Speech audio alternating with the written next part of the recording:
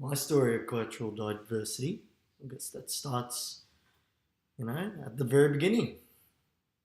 I was born on November 27th, 1992, to Aurora and Ferdinando Asta.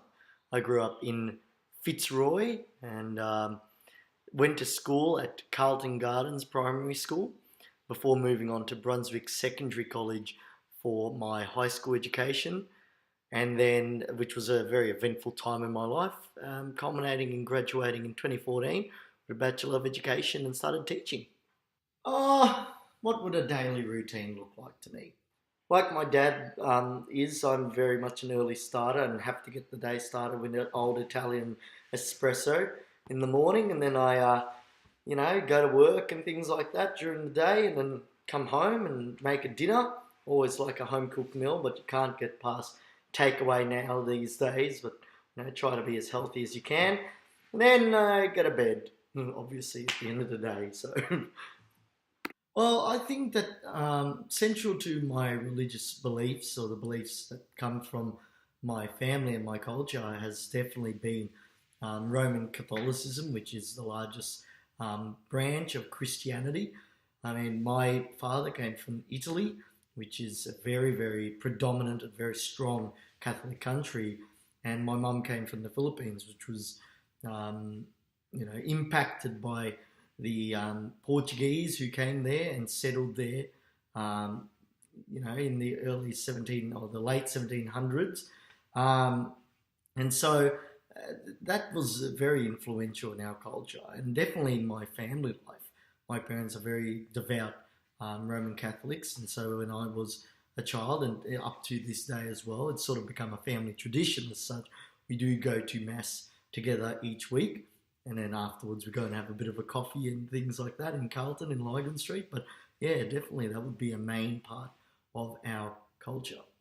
I think as religion played a big part in the way our culture and celebrations developed. Celebrations that we have, obviously, like Christmas and Easter, and something that we do and a lot of Italians do, especially the older generation of which my father is from. They celebrate the name day, so that in Italian is onomastico. So that's the day that a saint that shares your name has their feast day or their celebration in the church. And so for mine was Saint Anthony of Padua, whose day is on June 13th. So yeah, that was always a special day in my early life, and even up to this day. I mean, I don't get the chance too often to go and celebrate it at the mass like my parents do, but they still go to St. Anthony's Shrine in Hawthorne and commemorate that day. It's a pretty special occasion, really. It's sort of like having another birthday, but of course, being your name. Christmas, I should say. We do tend to go to midnight mass, though that has become a later tradition that I've actually brought in for the family, because originally we used to do the very traditional thing of waiting up till midnight at home and then opening our presents at midnight, not in the morning. The same thing now that has been brought up with Easter. It's definitely something that we celebrate more on the evening of, or what they call in Catholicism the Easter Vigil. So it's the night before Easter Sunday, and then on Easter Sunday is a day that you spend with your family, have lunch and things like that. Birthdays are a really big celebration in our culture as well, or in my culture. We always make a big fuss, a big deal about it, and it's definitely always something that is celebrated, especially when I was a child, in a similar way to Christmas, in that you'd get up early and and you'd run and find your presents, and I'm sure a lot of cultures do that, but the idea of like having just it was a very big part of the culture, having that breakfast and then having your big traditional dinner, which I think is very central to our lives. I think the way my family is a pretty common occurrence nowadays, but definitely earlier on, perhaps not so much. But my mother and father and myself grew up, or I grew up with them, I should say. We didn't grow up together because they were already adults. But anyway, we grew up, or I grew up in Fitzroy with them. So I was an inner city sort of child. I never really knew about the suburbs, apart from when I came out to visit my half siblings. So my father remarried, married my mother in 1989, from memory. So quite some time ago, and they my dad had a previous marriage and had 3 children from that. So my oldest half brother was Angelo, or still is Angelo. He hasn't changed his name. My oldest sister is Mirella, and the next one after her is Lily. Now, all of these people are significantly older than me. They're probably about 20, 25, nearly 30 years older than me, because they obviously were born when my father was quite young, whereas I was born when my father was in his 50s. So, I mean, that sort of, I mean, I do have a larger sort of family in that sense, but I didn't really know them too well as a child until I got a bit older, probably about 7, 8, 9, or 10. I started to get to know them a bit. But even then, I mean, now we are relatively close. I mean, we keep in touch. I mean, and things like that. But we don't, and we have started to develop that sort of sibling relationship. But back in earlier days, it was definitely more like a distant aunt or uncle relationship to me than it was a brother-sister relationship to me. So it was really interesting that was the case. Family is a really big thing in Italian culture and in Filipino culture. You find a lot of families that are of that culture put a lot of pride and joy into family. In those days, I think the main people that were in my life were people that were more family friends and things that I referred to as uncles and aunties. In addition to the fact that it is a large family, the other factor that really comes into it is the fact that most of them are overseas. I mean, my mother is the first one and so far the only person in her family of her generation and before that has come to Australia. And my father was here with his brother and his sister, but they had passed away quite some time ago. As a child, I was lucky to go to Italy and the Philippines to meet a lot of the family, which sadly has passed away. And now, my uncles and my aunties, and most especially the moment that always sticks with me is meeting and getting to know my grandmother on my mother's side, the only grandparent I ever met, who passed away at the age of 97. So that was special for me. But that meant that things in Australia were a lot different. As a whole thing is huge. Here in Australia, it's actually not as big. So I mean that meant that a lot of other people in my upbringing were seen as uncles and aunties, which I'm sure a lot of people have. But I know there was somebody, because we grew up in an apartment, or I grew up in an apartment, and we lived in one in Fitzroy. There was a man that lived in the apartment downstairs. His name was Bill, and he was a very close family friend of ours. Not a relation at all, but very close family friend of ours. And in fact, he was the person I'd probably say was most like an uncle, or most saw like an uncle in my childhood. So yeah. I think you find with gender roles though were an interesting factor in my family, especially when you look at the fact that in the 70s, I mean, this was a very early time still. In the 70s, you looked at a lot of social change in Australia with regards to gender, of what women could do, what men could do.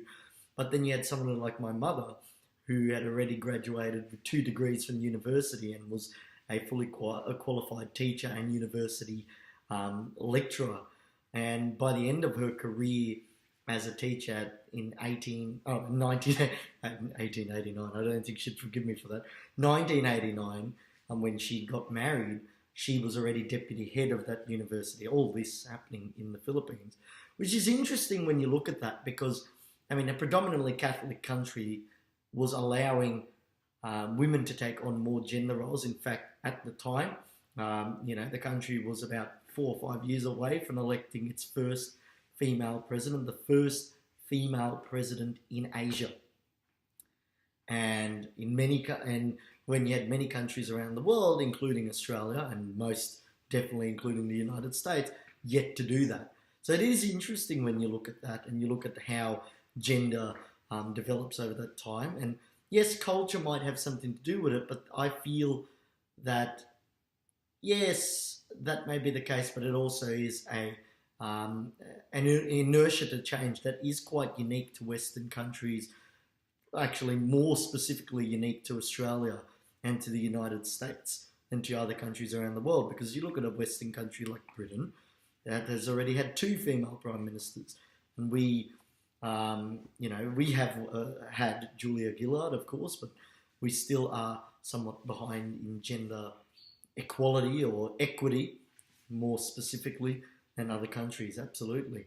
In terms of in the family, despite my mum having that professional life, she chose to give that up of her own volition when she came to Australia with my father, and they had me.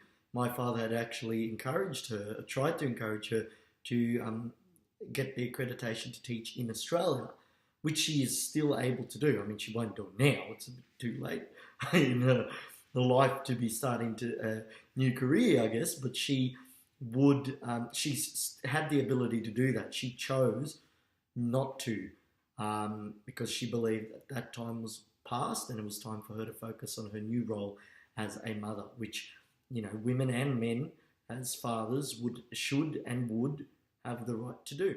Oh, look, that sense of family has translated into my everyday life concept in terms of my life. I've always been one that has shied away from hobbies and things like that. I mean, there's nothing wrong with hobbies in themselves, but I just find I like the freedom to be able to do what I feel like doing at the time.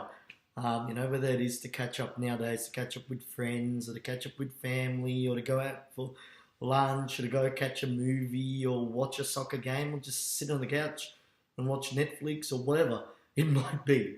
But one of the things that I've really developed nowadays is that I really enjoy actually when I find the time or I can actually be bothered is developing my cooking skills. Absolutely, I find that I'm actually not that bad at it. So I try my best to follow that path. It also helps me because it feeds me, so I'm still alive in that sense. It helped. Definitely have developed a stronger sense of involvement and engagement in sport nowadays than I used to.